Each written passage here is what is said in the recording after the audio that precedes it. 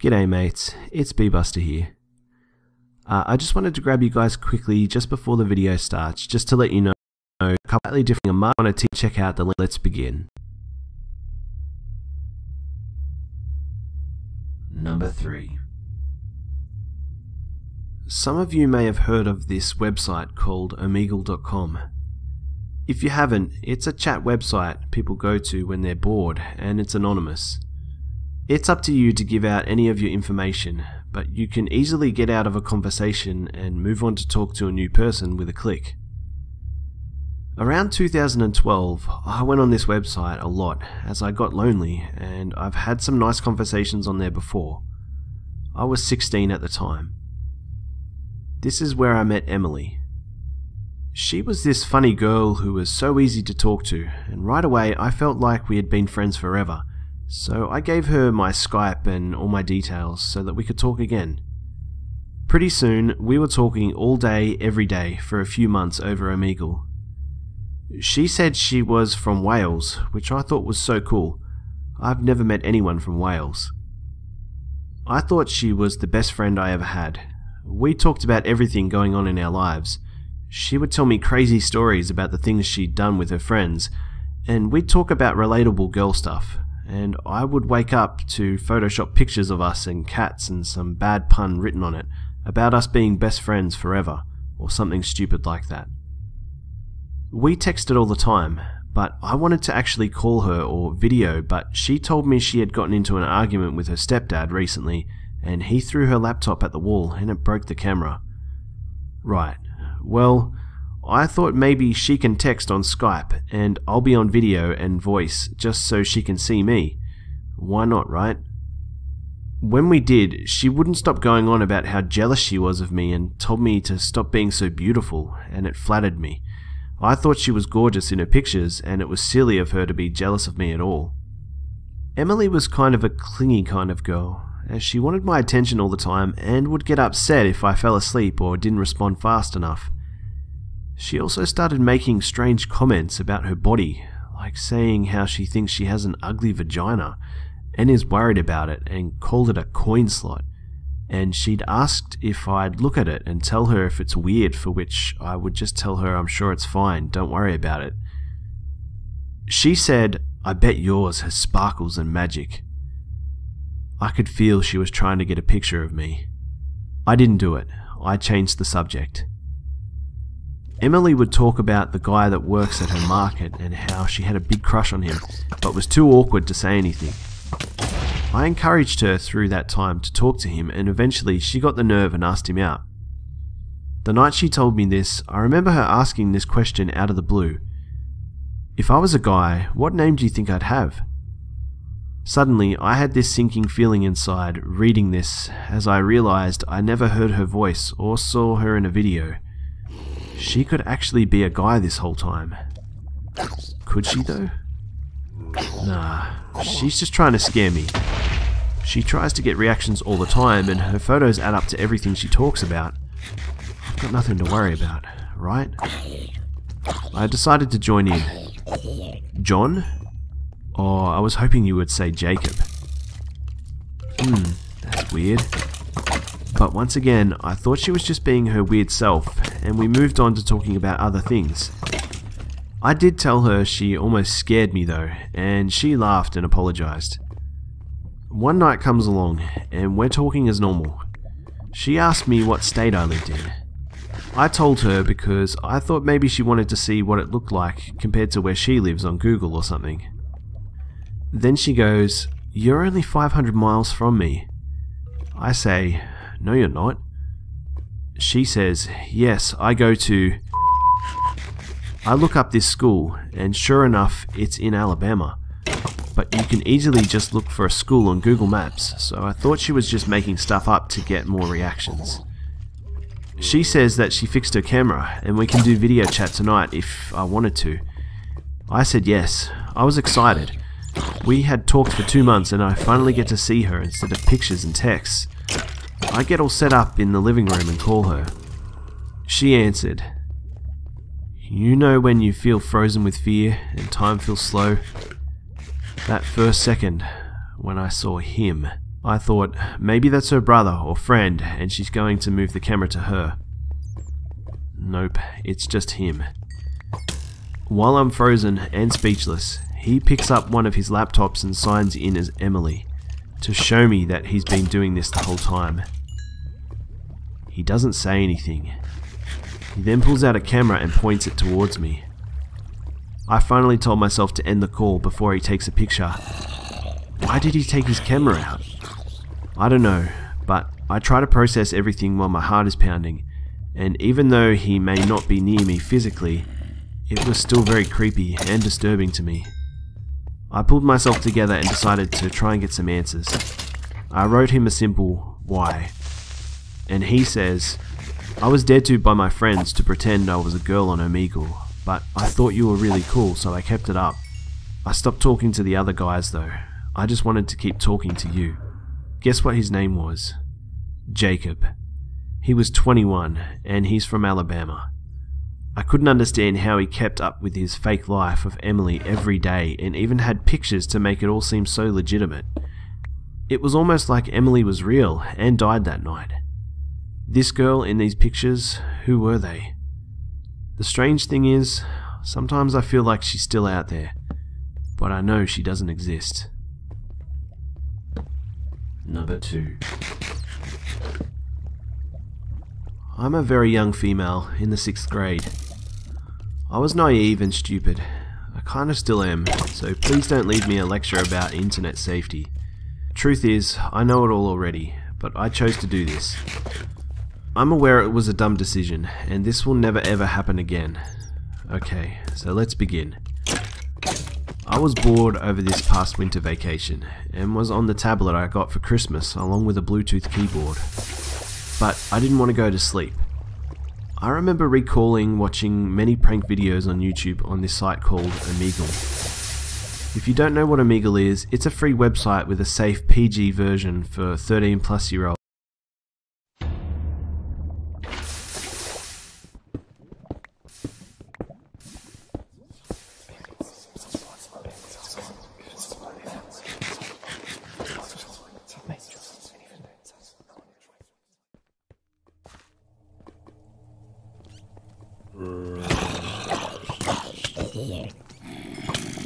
This happened almost 10 years ago now.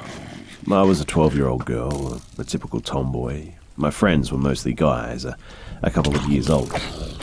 I was pretty confident in myself too, and wasn't one to steer out of trouble if I was with my friends. One day in the middle of June, I was walking home from my stop. It was like a 5 or 10 minute walk, but nothing too far for a kid my age. I remember the sun was setting, so it was starting to get dark, but wasn't too dark yet. Since it was June, and most people were off the streets too, either on holiday or just at home, so I was walking home alone at this point. The street itself wasn't very well lit, but in my mind, it was okay since A, it was the shortest route home, B, it wasn't really dark outside, and C, one of my friends gave me a butterfly knife. A really cheap knife, but I was feeling badass and well prepared. I was walking, totally spaced out, when suddenly I felt someone grab me. For a second, I thought it was a friend who happened to just walk by and scare me, but I remember feeling something was off at that point. The hands that were holding me were not those of a 14 or 15-year-old boy, but more manly, and one of them was trying to reach into my t-shirt. And then I felt a chill when I heard the man speak. He said in my native tongue, "Behave, you little whore." I remember that he somewhat slurred the words too. Not that he was drunk, but as if he was on drugs or just plain crazy, and that his breath just stank of real bad milk. I started struggling, desperately trying to get free from his arms, and I don't think that I've ever been more terrified. I managed to reach with one of my hands to my cargo shorts that had many pockets and deep ones at that, but managed to grab a knife at this point. He tried to tug at my hand and I almost dropped my weapon, and in that split second, I was convinced that I was about to end up dead. I managed to grab it though and didn't even open it all the way and stabbed the man in his thigh. I doubt I made any actual damage to him, but it definitely startled him enough so that he loosened his grip. I managed to wriggle free and started running for my dear life straight home. He was swearing at me and I could hear his footsteps behind me at one point. I felt the need to turn around, but I didn't give in because I was frightened that if I did turn around, I'd see how close he actually was and maybe trip over or something. Not to mention that he probably had my knife at this point. I managed to turn to the door to my home and I pretty much crashed into it. But luck was definitely on my side because I managed to unlock the door to the apartment building pretty quickly and I just ran upstairs. To this day, almost 10 years ago, I have this reoccurring nightmare. I notice someone looking at me and I feel in my gut that he has bad intentions, so I run and he runs after me. It's always the same route as the actual event too, and it's always the same footsteps, and I always almost smash my face in the front door and just desperately try to find my key to open it. Anyway, I was pretty lucky to get away that day. I know that much.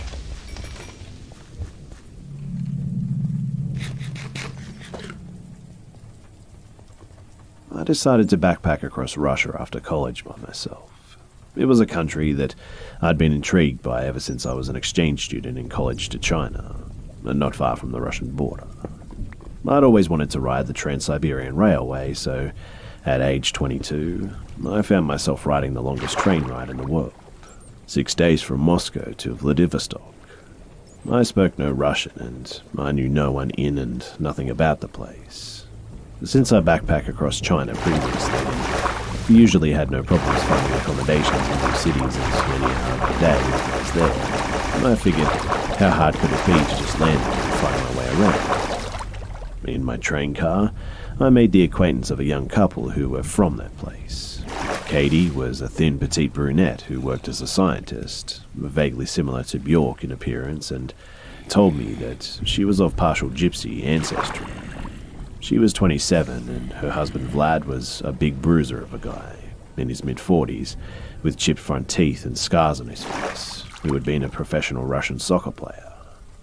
Only Katie spoke English, so it didn't seem out of place to me that she seemed much more interested in talking to me than Vlad did. Still, there were times when I just got a strange, vaguely hostile vibe from Vlad.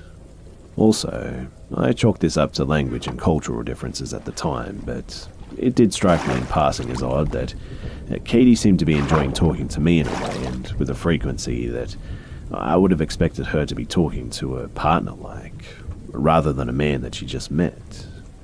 She got surprisingly personal with me, and I learned that this was her second marriage and that she was the type of person to never show her anger to someone who had wronged her but never forgot or forgave either. Again, I didn't think much of it. When we reached the place, Katie and Vlad were much taken aback to hear that I didn't have any preset accommodations and didn't know anyone there. They were not at all keen on my plan of just wandering the city for a place to stay. It's a crime-ridden city, they warned, and the few hotels that there are quite expensive. No, I just had to come and stay with them for the 4 days until my train left for Harbin, China. But they apparently lived with Katie's mother, whom Katie told me would be happy to cook for me and would be delighted to meet someone from so far away. At this point, nothing felt off. I found Russians in general to be frosty on the surface, but with even a little bit of persistence, they open up and can be among the most warm and hospitable people anywhere. Katie lived with her parents and Katie's sister and young niece in a drab but spacious old Soviet housing block. There were always people around, and all of Katie's family and friends seemed intrigued to meet an American guy. My presence was definitely the talk of the neighborhood, and over the next few days, all sorts of people came over to try and practice their English with me, and the food and drink flowed.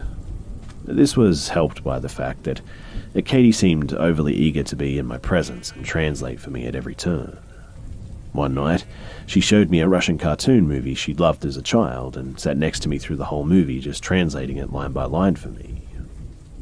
I woke up the day that my train was supposed to leave, and the apartment was just surprisingly quiet for the first time.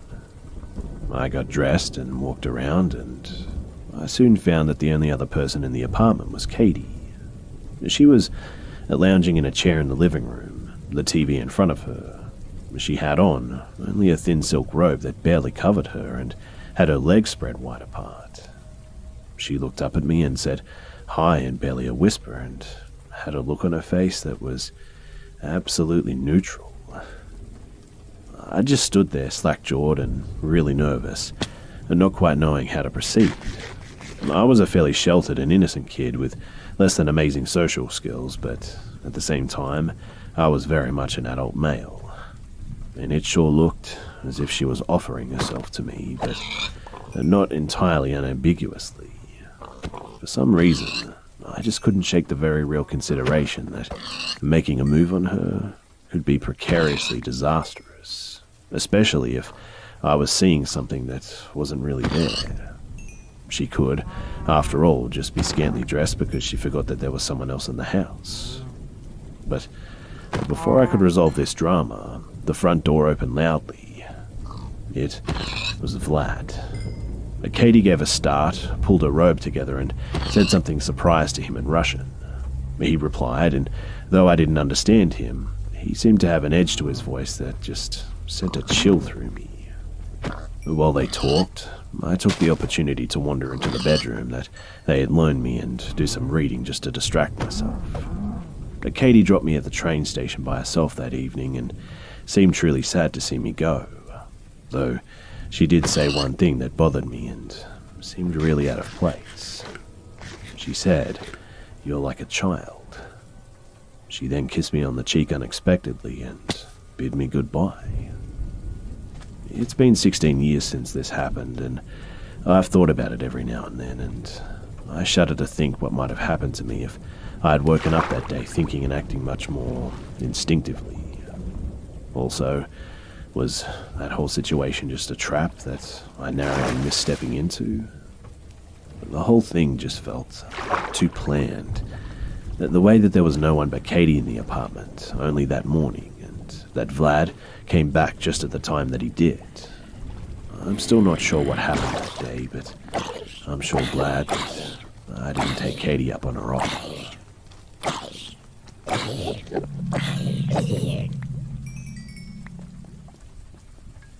I was 23 years old, in grad school working towards my MLIS and working part-time at the West Valley Library.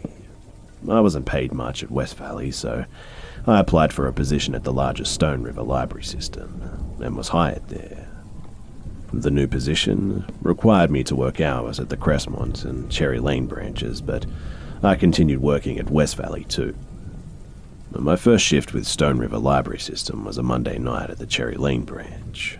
I didn't need much training because I was already familiar with the software they used and working with the public one, but one of my co-workers was explaining some of the unique policies this library had when a patron came up and asked where he could find some books about World War II. My co-worker asked if I could handle the question, and I said that I could. But before the co-worker walked away, he jokingly said to the patron, "Take it easy on her, she's new." The patron was heavy-set and looked to be in his mid to late 40s, I'd say. I told him that he'd want to look at the 940s in the adult non-fiction section, and he wandered away, but several minutes later, he came back. He said that he was having trouble finding the section and that maybe I could help him find the specific book that he wanted. I started searching our system for the title that he requested, and he then introduced himself to me as Jim and extended his hand over the desk to shake my hand. I awkwardly shook his hand and went back to searching for the book. He was acting overly familiar with me and was very talkative, telling me about himself and all that. Patrons being overly familiar and talkative isn't really that unusual in public libraries, to be honest. Often, people come to the library just to have someone to talk to, so we're conditioned to listen to people talk as we work, as long as it doesn't interfere with providing assistance to other patrons. Unfortunately, we didn't own the title that he was looking for, but I told him that I could place a hold on it and have it sent here from another library. I placed the hold, and I told him that he would get a phone call when the book arrived here for him. He then told me that the phone number on his account was his home phone number, but he would prefer that we call his cell phone. He said that he didn't want to do that because his wife wants calls about her books at home. He then suggested that, instead, I could take his cell phone number and call him personally when his books arrive. I told him that I couldn't do that because I don't handle the items arriving from other libraries, and I'm only here very part-time hours. He attempted a sad puppy dog face and said, "Come on, please, for me." I told him the best that I could do was change the phone number on his account to his cell phone, and he declined and didn't press this issue any further. He then asked if I could show him to the 940s in adult non-fiction. I walked across the library to the non-40 section with him, and I don't remember our exact conversation in the stacks, but he was clearly trying to flirt with me, and at some point, he said something along the lines of, "You look so young, but you seem really to know what you're doing. It's hard to believe that you're new here." I told him that I'm new to this library system, but I've worked at another library nearby for several months, and I also worked in another branch of this library system. He then dropped all pretense of looking for World War II books and started grilling me with personal questions. I sidestepped the questions as best as I could and completely made up the few things I did tell him, but I've always had trouble politely disengaging from uncomfortable conversations like this. After 15 minutes, I told him that the library was really busy tonight and I needed to get back to the circulation desk. As I turned to walk out of the aisle, he grabbed my wrist to stop me, held it very tightly and said, "You should give me your number." I was completely shaken that he had touched me, and I wasn't concerned about being polite anymore, and I semi-screamed, "No, I'm not interested," and yanked my arm out of his grasp. I power-walked back to the circulation desk and into the staff room, where I then caught shit from the supervisor on duty for disappearing for almost 20 minutes. But by the time that my chat with the supervisor was over, Jim had left the library. I quickly went back to the computer where I had placed the hold for him, opened the transaction log and opened his library account from there, and I wrote down his card number, his full name and his address. The next day was my first day of work at the Crestmont branch. It was uneventful, and Thursday I worked at the Crestmont branch again. When I arrived, the supervisor told me that someone had called looking for me on Wednesday but didn't want to leave a message. I had no idea who it could have been and just kind of shrugged it off at the time.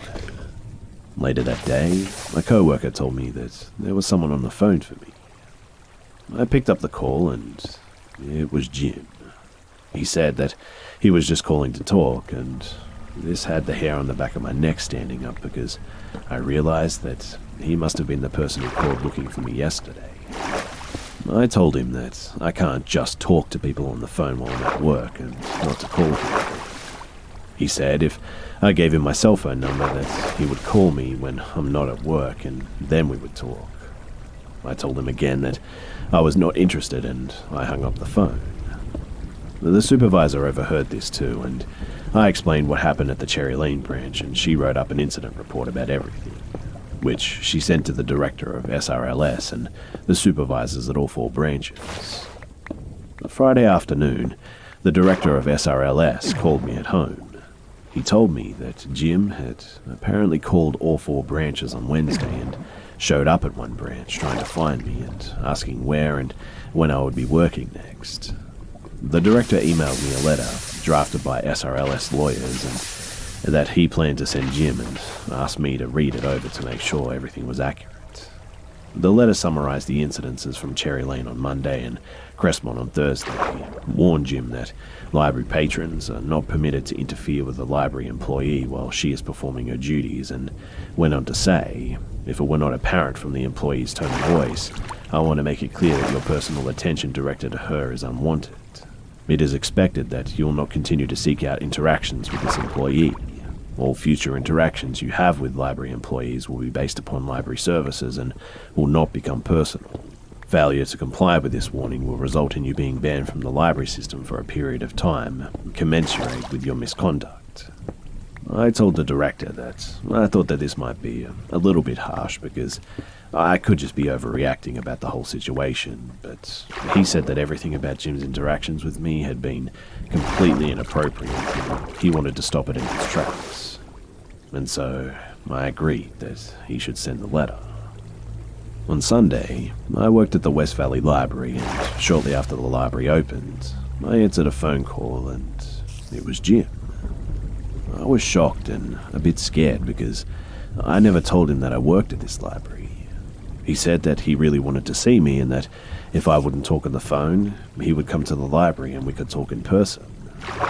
I wanted to be completely clear at this point, so I told him that I was sorry if I gave him the wrong impression, but I'm not interested in talking to him on the phone or in person or ever again at all. He started saying things like, "I thought you were a good person.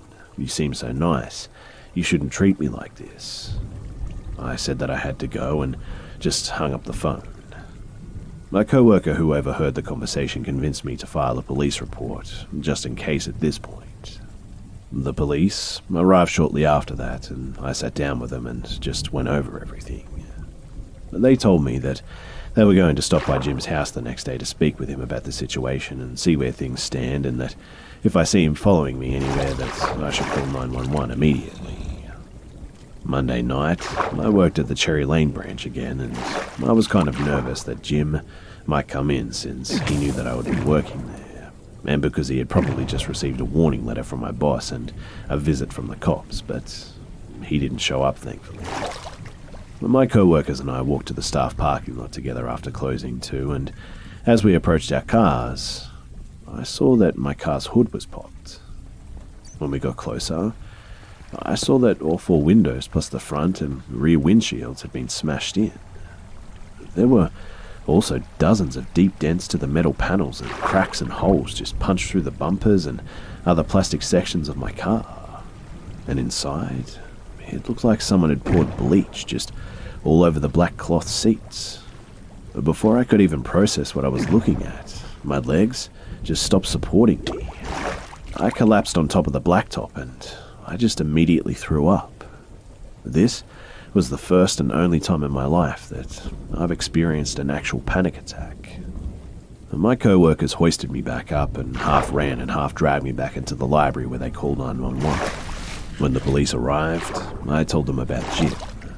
They located Jim's car several blocks away, and inside it, they found empty bleach containers, a hammer and a full set of his clothing, shoes, socks, pants, underwear, a shirt and a sweater.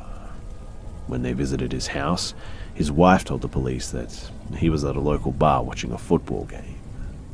Strangely enough, though, the police were just never able to locate Jim, and as far as I understand, he just never returned to his house or his wife after that.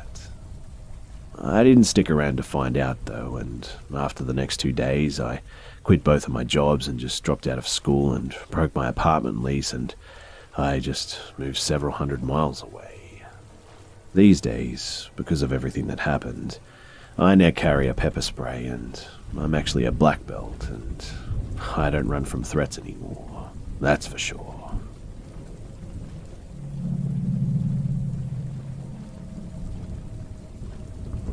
I work at a hospital, a town over from where I live, and I work as an environmental service, aka housekeeping. Every hospital worker has to wear a badge with a picture, first name, and your department on it. I'm also a 5'2" girl, if this matters. So, I used to park out the front of our hospital instead of our designated parking space because, 1, it was more lit out in the front, and 2, it just seemed easier.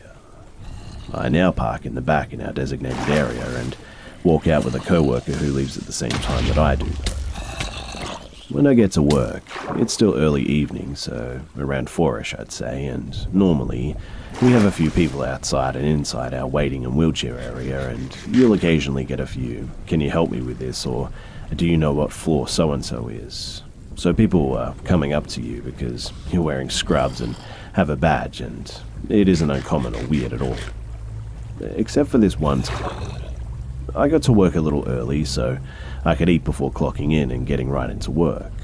I'm walking across this little crosswalk from the parking lot to the entrance when I get, "Hey miss, could you help me with something?" I turn around and see a decently dressed man in his mid-30s at best.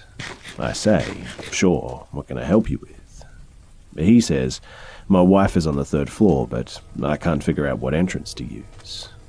I say, sure, you'll want to use this one because the one all the way around to the left is for the emergency room and the one all the way across to the right is for the physical therapy and the senior centre.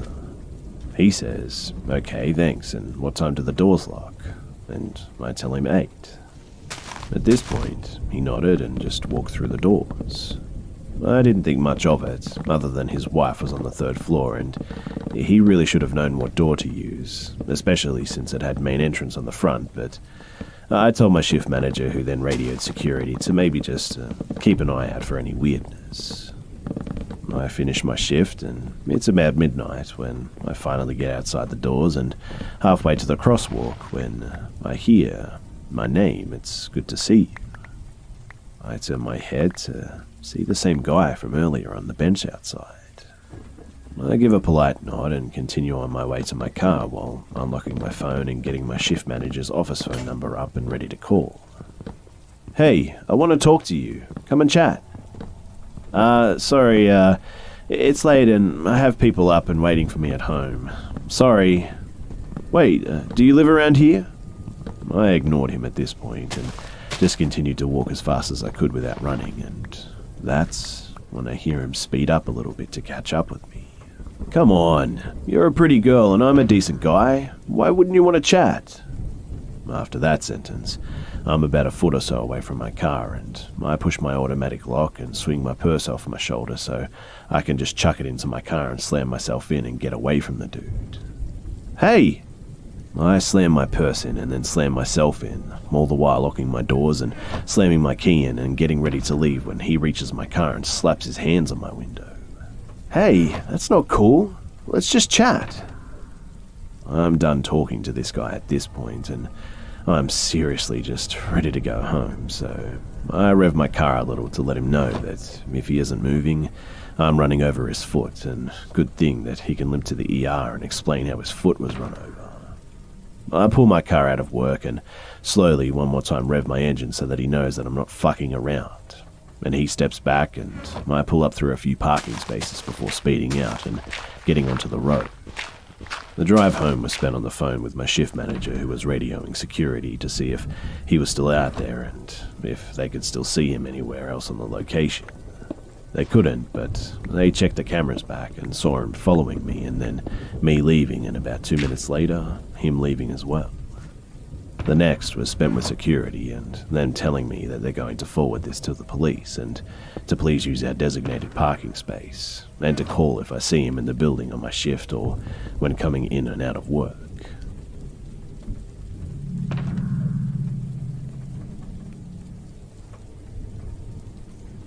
This happened a couple of years ago, but I feel like I'm ready to talk about it. So, in 2016, I had just turned 18 and was in my second semester of community college. I was lucky to get to take a few specialised classes that were requirements for my major too. These classes required me to drive about 45 minutes every Monday, Wednesday and Friday to the main campus of my community college system. That's relevant because I was going to a town that I didn't know much about, and I didn't know anyone who lived there too. But there was a man in my class named Eddie. He was a big guy in his late 40s. I'm 5 nothing, and at the time was about 130 pounds, which is just to say that I was pretty small and defenseless. We spent a lot of time in the lab for these classes too, and he was stationed right across from me. I was a bit more naive and unsuspecting at the time and wanted to be nice, so I talked with him and my other classmates quite a bit, and was a lot friendlier to him than I would have been nowadays. He started being over-friendly to me and would just stand too close and ask too many personal questions, if you catch my drift. He'd flirt with me in class too, to the point that it seemed to make other people uncomfortable to watch. He also started staring at me a lot, with an intense look that honestly just scared me. Of course, me being young and not wanting to hurt his feelings, I decided to just ignore it as best as I could, and I told my boyfriend about it, but again, Eddie hadn't actually done anything to me, so there wasn't a whole lot that I felt like I could do. So a few weeks after that started, all of us were hanging out in a small break room type area, studying for an exam in our next class, which was about 30 minutes away. I was sitting at one table just chatting with some middle-aged women in my class, and Eddie was at the next table over just messing with his phone. I announced that I was going to get something from the vending machine and stood up, and as I did, he tried, and failed, to discreetly turn his phone toward me and snap pictures of me as I walked to the machine. Mind you, I was getting my drink and was bent over at the time to pick it up. I realized what was going on as I was walking back to my seat, with him still taking photos, and I shot him a look. He put his phone away and just sat there staring at me. I was trying to look pissed, but honestly, I was just really freaked out. I excused myself from the table and called my boyfriend near in tears, telling him what happened. He was angry and said that I need to tell someone, but I said no, I didn't want to make a scene. He tried to comfort me as much as he could, but I had to go to class soon afterwards. Our last class finished at about 9 p.m, and since it was January, it was completely dark out when we walked to our cars. I was actually texting one of my guy friends about what had happened when Eddie walked up to my car, stopped for a second, and looked at me through my windshield, then slowly just kept walking, watching me through my driver's side window the whole time. He was parked nowhere near me, and the wind chill was below zero at this point, so he had to have made a point to walk to my car like that. I was terrified, and with my hand shaking, I started my car and drove home as fast as I could, calling my boyfriend on the way and crying. After that, I decided I needed to talk to my professor about what was going on. I was so nervous, but I asked her for the next week if I could just talk to her privately when class was over. We went to her office and I told her about Eddie and what he'd done and how he acted weird toward me. She had told me that she had noticed that I tensed up and went quiet when he got close to me, and that had noticed him paying a lot of attention to me, and told me she believed me about the pictures. She was honestly amazing with how she handled it. She promised me that she would move things around where I'd be away from him in the lab, and asked if I wanted her to talk to him about it too. I said no, that I didn't want to make him angry, and she said that she respected that, but she was going to have the security guard stand at the door and watch me go to my car every night, and that she'd tell the program director what was going on, but Eddie wouldn't know that I talked to her. By the time that we had got done, it had been about 30 minutes at this point since class had ended, and she offered me to walk me outside. I'm glad that she did too, because when we came out of the elevator to the first floor, Eddie was sitting in the foyer, alone. Everyone else had gone home at this point, and my blood, it ran cold, but I tried to act as normal as I could. He seemed as surprised to see our professor there as she was to see him. She asked why he was still here, and he said that he noticed my car was still parked out front and wanted to make sure that I didn't have to walk out by myself. I'm pretty sure that I was pale as a ghost at this point, but my professor gave him a look that I couldn't read and said not to worry. She was walking me to my car, and from now on the security guard will be there every night. He said that that was good and quickly said goodnight and left. It still chills me to think about what could have happened if my professor didn't walk me down to my car that night. I have no idea what he's capable of doing, but after this, she rearranged our seating and made sure that we never grouped together, and I started making sure I walked out to my car at the same time as a few other women in my class. The security guard was usually in the foyer, and we only had a couple of months left of class, so there weren't really any other incidences, but I still caught him staring at me sometimes, and to be quite frank, he looked like pure rage.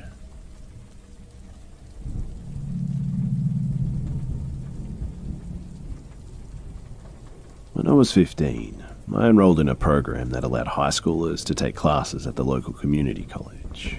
The credits earned there would apply as both high school and college credits. My first semester as a part of this program, I took a basic English and creative writing type class, and I was by far the youngest student. My classmates found out pretty quickly that I was a minor too, and were curious why and how I was attending college classes while still in high school. I explained the situation to them, and they were all very nice and accommodating towards me, and I ended up exchanging instant messenger screen names with quite a few of them. One of my class